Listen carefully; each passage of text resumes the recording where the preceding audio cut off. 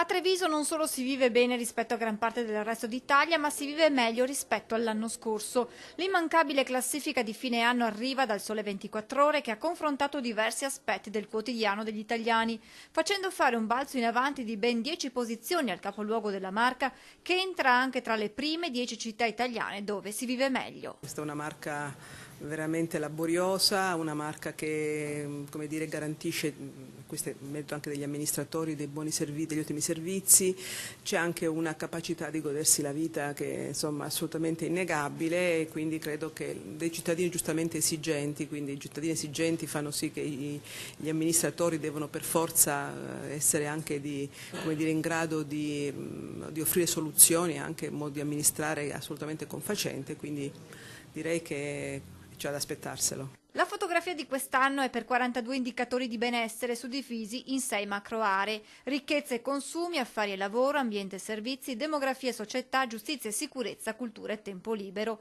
E su tutti c'è un avanzamento più o meno marcato di Treviso. Meglio di noi in Veneto solo Belluno, che però perde il primato raggiunto l'anno scorso, che invece viene conquistato da Milano.